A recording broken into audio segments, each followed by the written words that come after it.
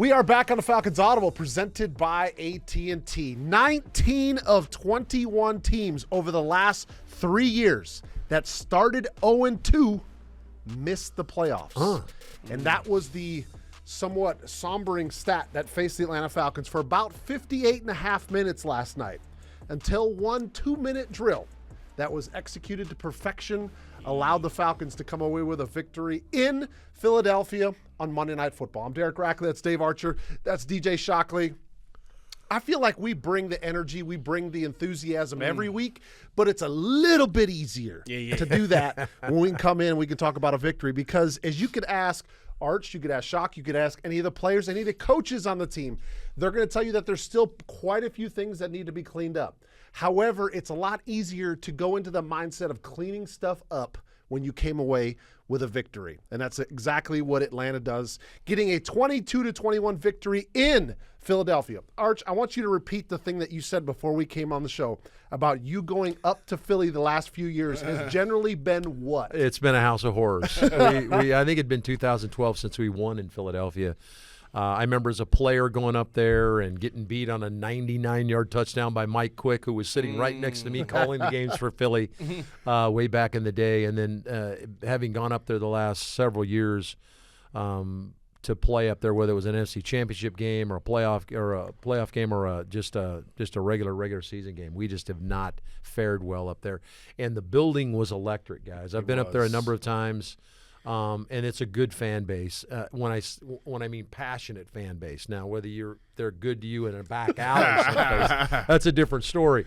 But the fan base was cranked up. I think everybody in the stands had a jersey of some kind, whether it was Reggie White, God rest his soul, or Randall Cunningham, or whoever it was. They were cranked up and ready to go. So it was as hostile an environment as you're going to play in. And that's generally what it is. When you play in Philadelphia, it is a difficult place to play. You talked about that it's hard to come away with a victory, and it's hard to do a lot of things up there. Communicate, operate efficiently, you name it. We've played up there. I've played up actually in both stadiums, at the Link and at the Vet. I was actually at the Vet when we had a whole issue about we're not going to play the game because the surface was so bad. We won't go into that. But the concrete field, or that they call turf. Well, maybe that little piece of 2x4 they had rolled up that stuck down in a hole to make sure that's sealed up. Just put a tack strip on it; it'll be fine. But anyway, Shock, let's start with this with you. I want you to, and this is hard for you. I know it's really hard for you. I want you to sum up what you saw last night in 3 words or less. Good gracious alive. Name that too. Yeah. He couldn't even say that. Right. Good gracious alive, right? That was like 6 words. Shock was up late like the rest of us. I'm going to go with tough, gritty, and resilient. Okay, I like it. Yeah. I like it. Arch, same to you. Wow. Good God Almighty. And I'm going to go with 2-minute perfection. Yeah. That's what I'm going to go with. Yeah. So, guys, there's a lot to unpack on this one. 2 weeks in a row, the Atlanta Falcons have faced mobile quarterbacks along with really talented running backs. Yeah. Don't need to go into the negatives right now. I think we talk about the positives. That I was going to the fact that, run stopping has been an issue, and we'll get to that a little bit later. However, I think one of the things that does need to be talked about is how Atlanta offensively is controlling the line of scrimmage and running the football. Yeah. And I had this thought on my mind today, Arch, on the way here. Correct me if I'm wrong, or you might say not yet, or you might say pump the brakes. But I have this personal opinion that Bijan Robinson has already gotten himself into the category of a Christian McCaffrey-type playmaker. And what I mean by that is dynamic with the football in his hands, makes people miss, has top-end speed, can break tackles, but also is lethal coming out of the backfield. Is it fair, or is it too early to say that on Bijan? No, I think that's the comparison you're going to get. In fact, the 2 guys that played last night were mirror images of one another. Goodness. Saquon Barkley was brilliant in the game, and his ability to catch the ball in the backfield until it wasn't. And Bijan dropped one in the right flat, a very similar type throw, albeit was out near midfield, dropped a conversion play where ball's in his hands. And so it's going to happen. You're a human being. Yeah. But there's no question that Bijan Robinson is one of the elite level players. And I think you'd be hard-pressed to name 5 backs that you might look at before you look at Bijan Robinson. Yeah. I think you'd have a tough time doing that. He was dynamic last night. I don't know what it was, whether it was I love our all-white uniforms, and he just looked quicker in the white uniforms. I don't know what it was. He was just darting through people. I mean, there was a number of plays last night, Rack, where he put it all on display with his quickness to make you miss in a phone booth, the acceleration, and then the power to drop his shoulder and run through people. You saw the whole thing last night. Just the tip of the iceberg. He had, another 115, 120 yards of total offense last night, just under 100 yards rushing. He was dynamic. And Shock, I don't want to lead you to where you're going on this, but I don't know what's more impressive, the way that the offensive line was able to open up holes against some really talented defensive Georgia Bulldog players on that Philadelphia Eagles defense. Yeah. Or if it is more about Bijan and what he's able to do, just his ability to make people miss. I mean, the cuts that he makes, it almost tears my ACL sitting in my recliner watching the game because how he's got such great body control. But between that and the offensive line, I thought on the road was one heck of a display. I think it's a collection of both, because I think you think about the way this game transpired and you look at the way the Falcons were able to run the football. You're talking about averaging over 6 yards of carry in a ball game for Bijan. And then I think about why I say it's a collection, because, they created holes, and you got guys up there, and Jordan Davis, who's, 350, Jalen Carter, who everybody considers the next guy, and they're tough guys to move, and they got a lot of physical guys up front. But then they were able to do that, but then also it's the second part of it. Okay, if I create a hole for you, it's just not enough that you go through it and you make 5-6 yards. There's a play, they run a little inside zone, Drake comes down, hits the safety on the most dangerous guy. Bijan is him in the safety, puts his foot in the ground like Arch says, doesn't even touch him, and picks up 14 more yards. Now, that's next level is, okay, give me the hole, but then what do you do after it? Be able to make a guy miss. That's one thing that, as a former player, I used to always hear running back coaches say, or any coach say, all right, sometimes there's going to be an unblocked guy. There's going to be somebody that you have to make miss. And if you got one-on-one with number 7, that first guy probably ain't going to make the play. Let's be real. So the fact that you got an offensive line that kept Kirk upright, 1 sack in the ball game, he had time to throw all day. Then you think about Bijan, his ability to be able to run hard, run physical, run down. I mean, all the attributes you guys just talked about, he has that and some. And I'm watching the game, and everybody's just talking about how he looks and the way he goes about his business.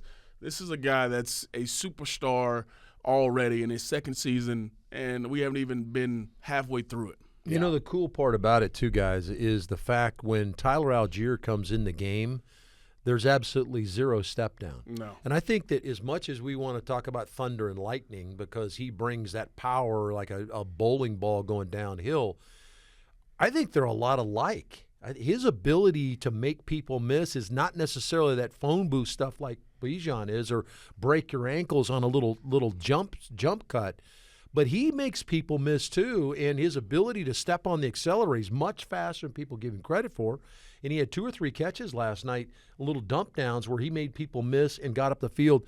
So it's an unbelievably cool combination of 2 guys that, as much as you want to say they're different, they're very much alike, which I would think would be very satisfying to me as a coordinator, Zach Robinson. When I put Tyler in the game, I don't have to change what I'm doing, which is pretty cool. And let me add one last piece of it. We talk about the O-line, we talk about the different backs, but the guy he just mentioned, Zach Robinson, I thought he was so creative in the formations, the shifts, the motions, getting them in positions to be advantageous in the run and the pass game. I mean, I know we're going to go through it, but even the touchdown play to win the ball game, unbelievable play call to get his guy in position to where he can have that. There were so many plays throughout the ball game where they had him out leveraged just because of formation or just because you motion a guy into a certain set.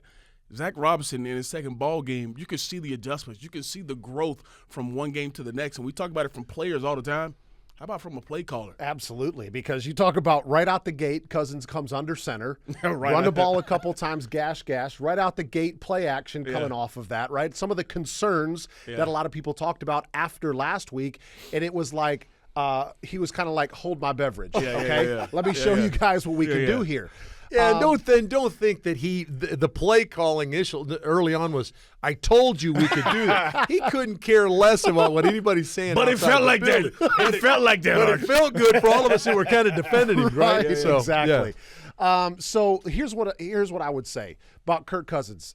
It's so refreshing to hear him speak, like the post-game interview, how he talks about there's still some things that he missed and things that he needs to clean up and things that he needs to be better about, because he just goes to Philadelphia, knocks off the Eagles in a 2-minute drill, and he seemed like he wasn't happy, right? But what I will say, and I think I said this last week too, Arch, is there was a few throws that he made in that game that we have not seen an Atlanta Falcon quarterback make in a long time, okay? And no disrespect to the other guys. That's the reason why Kirk Cousins was brought here, number one. Number two, I think we have to just go into discussing the 2-minute drill, because to me it was like before it happened, no timeouts, I believe, minute 39 seconds. Does that sound right? Yeah. And I'm just like, they got to score a touchdown to get back in this game. And we just haven't seen that in a while. But then it was just like, Kirk was just like, boom, boom, boom. Like, I have not seen a 2-minute drill executed offensively here in Atlanta like that in a long time. Matt Ryan in his prime? Yeah, you got to go back to Ryan. I was trying to remember. We were, reflecting on when was the last time he drove the length of field to win the game with a touchdown. And you got to go back. You might have to go back to like 12, when I think Tony G catches one on the back line against Green Bay or somebody to win a game. So it'd been a while. We'd driven down and won games with field goals and things like that. But to really take control of the game and go down the field and just dominate the game, it looked like practice. Yeah. And he was throwing that deep bench route to Mooney. Mooney made a couple of really good plays, intelligent plays to get out of bounds. In fact, Kirk told me in the postgame, we got down there so quickly, you almost started thinking, okay, we're here too fast. You almost you got to think about, number one priority was to score a touchdown. Right.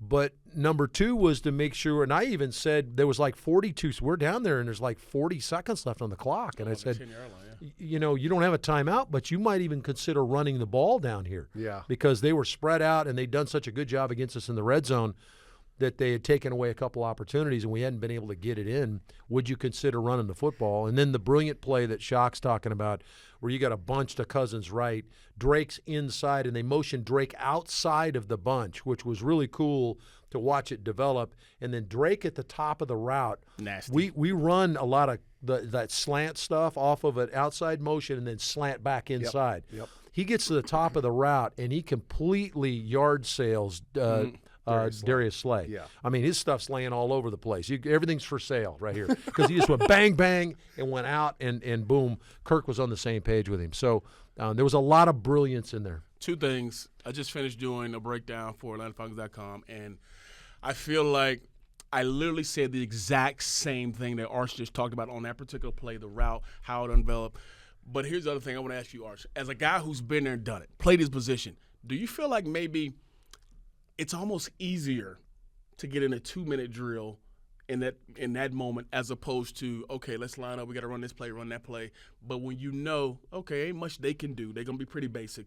But is it easier, you think, to get in a 2-minute drill from the quarterback standpoint in that moment than a lot of people may think that it's a lot tougher than it is? No, obviously the pressure that's going on and all that kind of stuff, which you'd filter out because you're just playing football like you normally do. Couldn't agree with you more, Shock. I think that's why you see more and more teams are trying to jump into tempo inside of drives. Mm-hmm. You get a first down, then boom. Also, you saw both teams do it last night. We saw both teams last week. Pittsburgh and Atlanta both did it, where they get a first down, then boom, they're immediately on the line of scrimmage, and then they'll go back and huddle, get another first down. Now we'll jump into tempo again. I think it limits what the defensive coordinator do from a personnel standpoint. It probably gets you to a base check. And I thought after the first completion, Philly was kind of in a backpedal. They were, whoa, wait a minute, let's try to get our bearings here, and then boom, boom, boom, you looked up and we were at the 9-yard line. It was crazy, and that's why Kirk came here. His ability to process stuff, get the ball out on time, and I'll echo what you said, Rack, right off the top. I thought the offensive line really challenged Dwayne Ledford, who does a great job of the O-line here.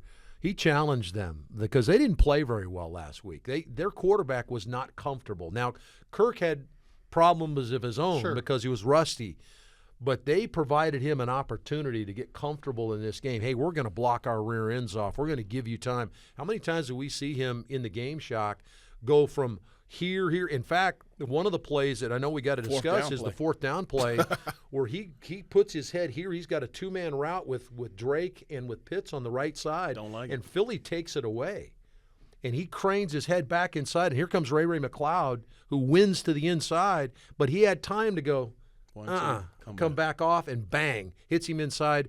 And, of course, the very next play, Philly tries to heat him up with zero blitz because they think they're going to run dog us, they're going to run the football, and he finds Mooney right down the pipe for a touchdown. I mean, bang, bang like that. His ability to process it, but the O-line gave him time to do it. By the way, Bijan steps up and takes the linebacker on that zero blitz. Takes, I don't know if it was N'Kobe Dean or whether it was Bond, but took him right there, stoned him at the line, and Kirk hit him down the pipe. Just fun stuff, man. It gives me chills down my back. And here's what I'll add to that, and then we'll kind of move the discussion along, is we talked about, you just mentioned the fourth down play, you mentioned the cover zero handling the pressure, we talked about the 2-minute drill and all of the pressure that's there. And here's what I would say. If anybody was out there that was criticizing the Falcons' move to sign Kirk Cousins, that's the reason why you pay these guys a ton of money, because they have been there before. They're experienced. They don't feel the pressure. They just operate. And that's the reason why you pay quarterbacks however many millions of dollars you do it. Yeah. Because if you don't have that guy in that position, they don't have the comfort, they don't have the experience, and they don't succeed in those situations. And here's the last part to kind of put a bow on that play that Arch talks about is I watched the film, and you watch his eyes. His eyes goes right first to make sure that backside safety is in zero and he's going to that two receiver side, which he does. But then the last part about it is, a guy who can process, a guy who can make the decision, but also be accurate. It's cover zero. So guess what? If he throws that ball up the hash, it's probably knocked away. He throws him open, throws him away from the defender so Moody can go get it. That's the decision. That's the accuracy. That's understanding in that moment. I see everything that's happening. But then also I can make the play and execute it like you talked about. Yeah. That's a part of it that I think is next level, and why you mentioned why he's here. And all things created equal, guys, I feel like Kirk is probably only going to get better as the season goes along. When he gets more comfortable with this offensive line, when he gets more comfortable with the way that these receivers are going to come out of their breaks and their routes, because trust me, Justin Jefferson, he knew exactly where he was going to be on every single route that they ran together, and that's going to get only better the longer that Kirk is here with this supporting cast. So, guys, this only happens with the Falcons coming away with a 1-point victory if the defense answers when Philadelphia gets the ball back. Because as you mentioned, they almost got a little bit too much time left on the clock with 2 timeouts.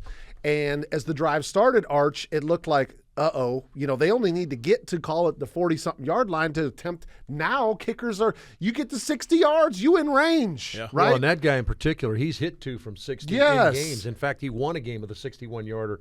I actually measured it off. I said, okay, if they get to the 43-yard line, he's in range. To the Falcon 43, which ended up only being 27 yards. And so you're talking, 30, I think it was 34 seconds left on the clock to get 27 yards. You're going to play zone coverage. His first throw is to Goddard over the middle.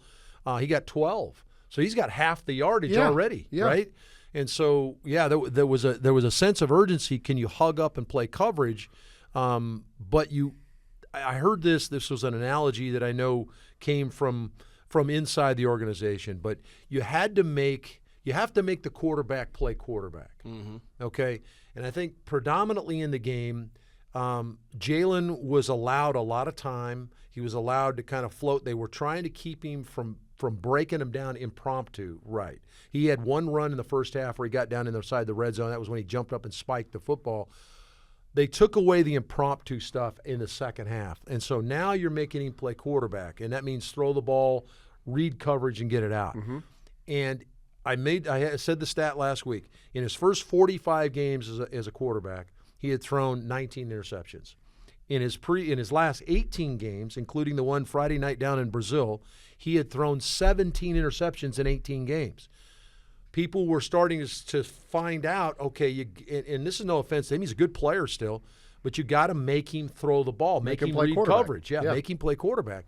And as it turned out, you made him play quarterback throughout the game in moments, but you made him play quarterback in that moment. And so he tries to stick that corner route in the slot, And A.J. does a really good job In of his hip walling pocket. Devontae Smith, and here comes Jesse hunting from the middle of the field to go Yep. get it. And so you made him try to make a play, and he made the mistake, and that was what you were hoping for in the game. And I feel like, DJ, if I remember the play correctly, it looked like I think they started in a two safety He was and on they the other rolled side. to Yeah. and they ended up rolling late to where Yeah. he's in the middle. Yeah. And I'm so curious to know, I wonder if we'll find out this week if that was intentional from Jimmy Lake to get him in center field and do what he does best in reading the quarterback, trusting his instincts, and going and making a play on a football, because we saw it, 6 times last year, him doing the same thing. Mm-hmm. And it was almost like you could have scripted it like that. If not to take anything away from Justin Simmons, he's obviously got a history of picking off passes too. But from what we saw last year, DJ, it was almost like if somebody's going to make a play in this situation, it's going to be Jesse Bates. No doubt about it. And I think if you ask Jesse about it, he's going to be smart enough to tell you, I know number 6 is this guy. I know that's the guy they want to give him the football to. And as he goes to the middle of the field, his eyes never leave Jalen Hurts. And his eyes never left that side of the field. Mm-hmm. So he gets a jump on. That's what a good safety does. A good safety understands patterns. They understand reads. They understand who he wants to get the football to. And I think he understood in that moment that that was a guy that he wanted to get the football to, so he may shade it a little bit more. How about another play in the ball game? I thought this defense, probably saved you 14 points. You got a big 4th down stop, get a turnover, get off the field. That's a chance for points for Philly. How about the big play on 3rd and 4 down inside the red zone, and it's probably a clear touchdown for Devontae Smith, and Jesse Bates rakes it out. Mm-hmm. Big time play. Have to Big kick a hit. field goal. Now it's only 10-9. It was 9-7 at the time. You kick a field goal. You're talking about little moments in the game, and we as players know it all the time. You never know which play it is that's going to be the difference maker, or the play where you may need those particular points to help you. You only get 3 points right there for Philly. It's only 10-9. You feel good about it because they're driving. They're feeling good about themselves, and they thought they had a touchdown. You take it away. There were a bunch of moments I thought that this defense bowled their neck like they did in the week before, and they did a good job of forcing Philly to be uncomfortable. And like you mentioned, there were a lot of times where he was just floating around trying to find somebody to throw the football to. He was just, getting outside trying to waste a little time, and the defense stuck to their guns and did a good job. Now, obviously, he did a good job of making some plays like you mentioned, but for the most part, it was tough sledding for him. I thought it was hard for Philly to punch that football in when they did. Both teams played well down in the red zone. Yeah. Really good defense in the red zone. I'll give you one more. I know we got to move on, but I'll give you one more similar play that's forgotten, but it was in the first half. Philly drives down inside the red zone. It's 3rd down. Jalen floats left, and he's got, I think, Goddard, the tight end, gets to the back corner, and Richie Grant comes across, the forgotten man. We're talking about Justin Simmons. We're talking about Jesse Bates. Yep. Richie Grant comes across and almost picks it off in the back corner of the end zone and thwarts that drive, makes them kick a field goal. So those moments when you get an opportunity, got to make the play. Yeah, and so far this year for the Atlanta defense, one of the stories is kind of like bend but not break. I mean, that, again, I feel like it was that last night, and then making the plays in the most critical moments when you have to, and that's what happened last night with Jesse Bates and the interception. Of course, 12 tackles and a pick last night. Again, one of the forces to be reckoned with on that side of the ball. So we turn the page from the Philadelphia Eagles. We go from one primetime slot to another primetime slot as Atlanta will be facing the Kansas City Chiefs on Sunday Night Football this weekend at home. So Arch and Shock, DJ, let me start with you. Let's just kind of summarize the animal, if you will, that Atlanta's going to be facing with Patrick Mahomes and company coming into town. I think that's where you start. I mean, obviously he is everything is advertised, and we've seen it for years now, and he's a guy that continues to play at a high level. When you talk Kansas City Chiefs, it starts at number 15.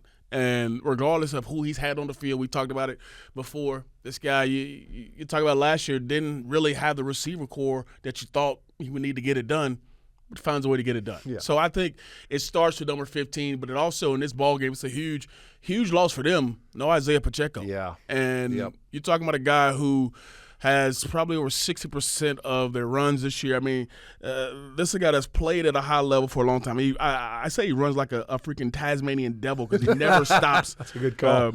He's got 135 of their 221 total yards rushing. He has 34 carries, and they had 52 on the year. Nobody else has over 9 carries. Yeah. So it tells you the importance that they put on him being in the ballgame, and him not being there.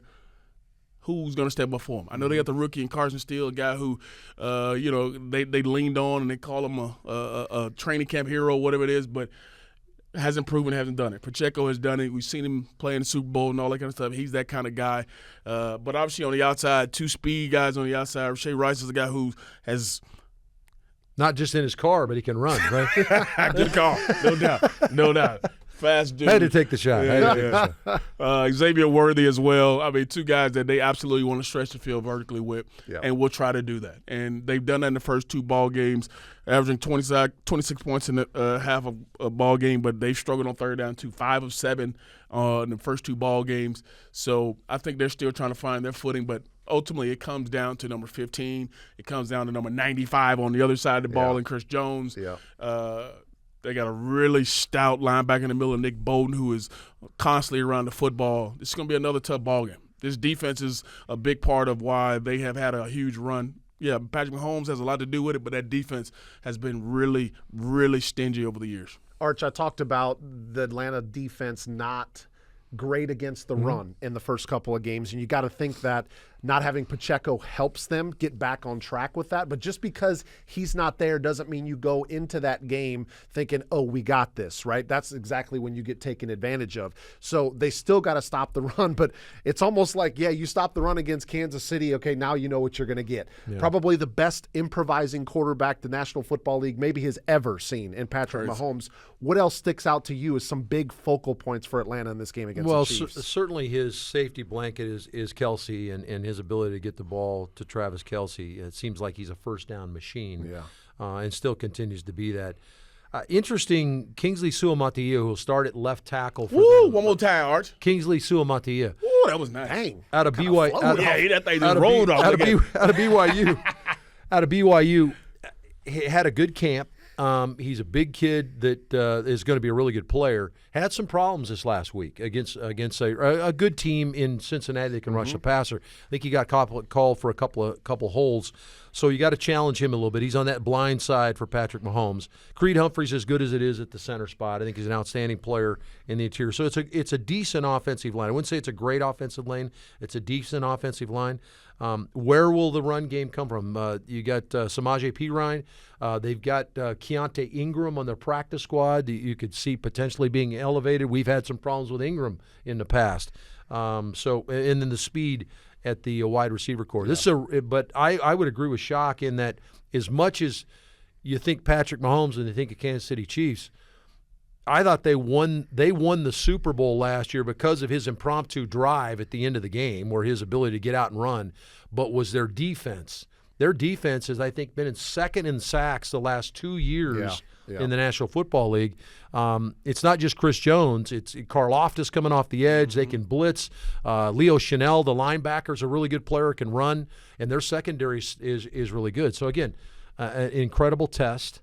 You get a chance to do it in prime time. You're coming off an unbelievable energy game, and now you get the Super Bowl champs. I can't imagine our guys aren't ready to go. Yeah, I mean, this is the matchup, and this is just a classic example of why, for the most part, in the NFL, you have to get up each and every week, because the animal that they faced the last 2 weeks were mobile quarterbacks and 2 really good running backs. The animal that they get this week is the best quarterback in the National Football League who can make you look silly.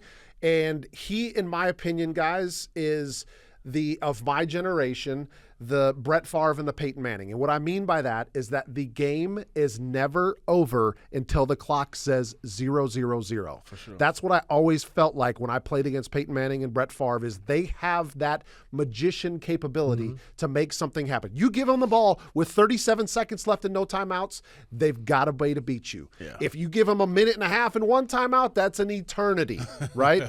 So the defense is going to have to play for 60 minutes, and 150% locked in, communication, making plays, because he's that good to take advantage of it no matter what his supporting cast is. But that's the challenge of the National Football League, and you're looking forward to it every week. Absolutely. And you get to do it at 1-1 because you're coming there off you go. W. So Falcons at 1-1 will look to go to 2-1 as they face the Kansas City Chiefs on Sunday Night Football at home, Mercedes-Benz Stadium, hoping that the crowd shows up and supports and helps Kirk Cousins, this offense, this defense, and, oh, by the way, the special teams. We didn't get to talk about it. Younghoe Koo with a 48-yard extra point point after a penalty Man. to end up taking the 1-point lead. How critical was that play? Monster. 3 phases. You need 3 phases to win a football game, and we'll need all 3 phases to beat the Chiefs on Sunday night. Thanks so much for watching the Falcons Audible presented by AT&T. On behalf of Shock and Arch, I'm Rack. Thanks so much for joining us, and we'll be back next week to break it all down for you right here.